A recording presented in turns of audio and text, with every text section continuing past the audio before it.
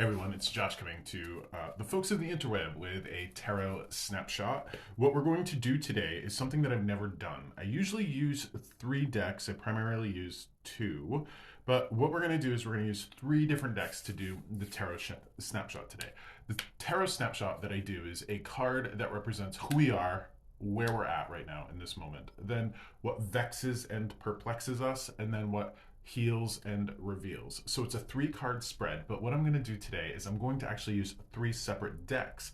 That actually is going to give us an opportunity to see if any of these messages or any of these symbols that the cards bring us repeat themselves. So being that this is the first Monday of April, we're going to lean into this wonderful springtime energy that I'm certainly feeling and that I hope everybody is feeling out in the world there. So we're going to start with the Rider-Waite-Smith deck. This is the commonly known tarot deck. It's a little over 100 years old. And this is the tarot deck that people would kind of think of or just maybe even start out with when it comes to tarot. Millions of tarot decks out there, it seems like. But this one is probably the most conventional, most well-known.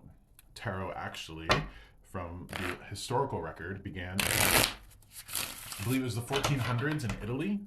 So started out as like a playing card system, and then I believe it was in 1800s that it started to be used for divination, fortune telling.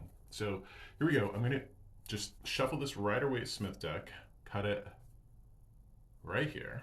And this card right here is the card that represents who we are, where we're at right now. I love this. I mean, I love what I do. I love this magic that happens here. So first Monday of April, what do we know April for? April Fools, right? So it's sort of like a new beginning. I like to think of the spring equinox right around March 20th, 21st as a new year. Instead of January 1, I like to think of the first day of spring as the new year, and then we just kind of go from there. Lean into this energy of newness, of renewal, of birth, of fertility. This is why we see all the eggs and the bunnies right around this time of year for Easter. You know, we have this loving, loving energy of the earth just waking back up and getting ready to provide for us with all its bounty. So you got the Fool right there. What vexes and perplexes us, I'm going to use the Mystical Medleys deck. I'm going to shuffle it 3 times. Here we go. And this again is, generally speaking, for anybody that's going to watch this video, come across it on YouTube or the social medias, seems to be a million social media options out there, and sometimes it's difficult to get on all of them. So this is the card that vexes and perplexes us right here. Okay, so we have this 4 of Wands energy. Okay, let's lean into this. So this is the card that I kind of think of as like the birthday card or the celebration card, maybe even the Christmas card. But this is sort of that happily ever after. It's, you know, it's a 4, so we got the 4 of April as well. But this is that card of happily ever after. Now, imagine, if you will, that most of us, and I do believe this is most of us, are struggling in this world. Struggling with rent, with money, with resources, with family, with community, with nature, with all sorts of things. And a lot of us, I think, wonder why that happens, because we are, as far as we know, as far as we believe we are, most of us doing the right thing. I'm going to put air quotes around that, the right thing. We believe that we're leading the right lives and doing the right thing as we've been taught. Yet, if we're doing the right thing and doing what we've been taught, why don't we get this happily ever after? So with that being said, it could be very well difficult to get excited about the upcoming year. You know, if the beginning of spring is the beginning of the new year, why the hell would we want to go through and just do the same thing over and over? Why would we want to keep struggling? Why would we want to keep dealing with all of the turmoil and problems that we've dealt with up to this point? Okay. And I think that's valid. You know, when it comes time for a new beginning, we take stock of what came behind, you know, and as we do, boy, do we have to really keep awareness as to not focus on all the negative stuff that happened, but also the positive stuff. So I'm going to use the Ethereal Visions Illuminated Tarot. This is the Luna edition. I'll show you the back of the deck. So this is deck number 3. Before I cut this, I just want to take a look at the Four of Wands as I look at it. I love these little guys over here. You know, they have these flowers that they're holding. So there's this very much springtime energy. But if we're coming out of a long winter and, you know, we're dealing with cabin fever, spring fever to whatever degree, how are we able to get excited for the new year? How can we maintain the energy of the Fool? The card that I am about to pick out of this deck is going to give us that answer. So this is the card that heals and reveals. Okay. I love this. I just love tarot. I love everything about it. So this is the World card. In tarot, we have the major arcana, the first 22 cards that works from card 0, the Fool. And this is an interesting thing too. So we start with 0, the Fool, and then we move up to card 21, or the 22nd card of the major arcana, which is the World card.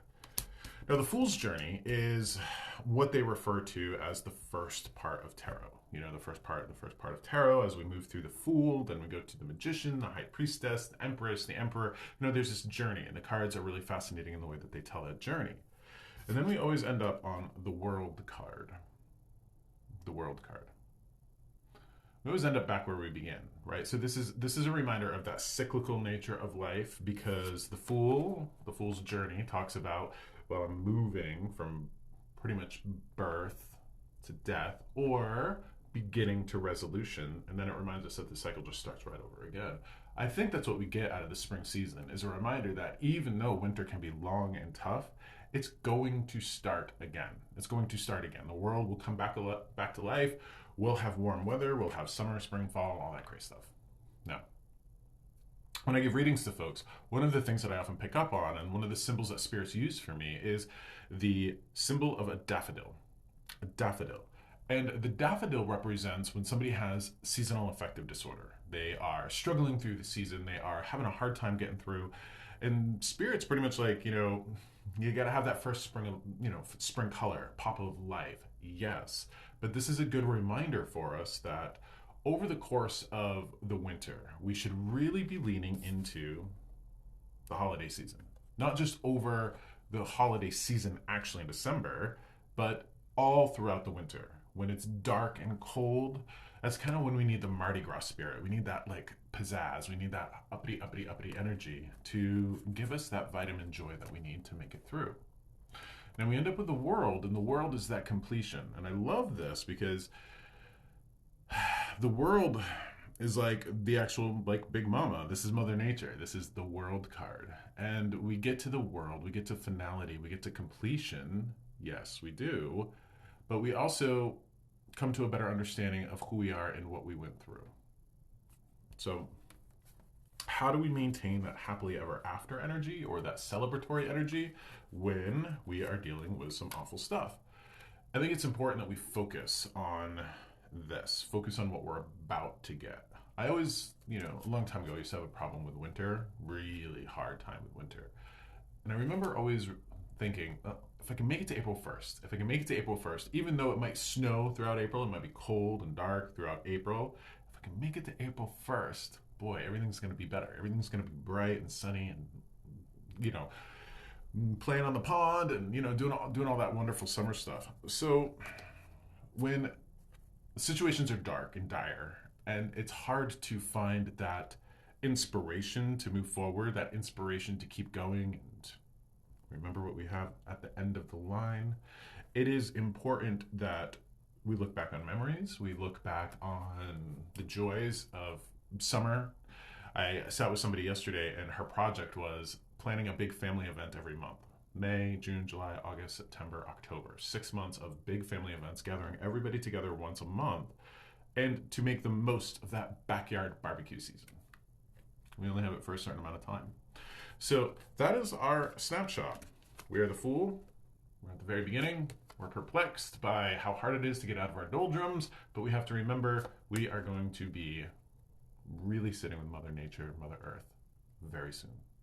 And as we do, as it's very fleeting, we should get out there and enjoy the hell out of it. That's a snapshot.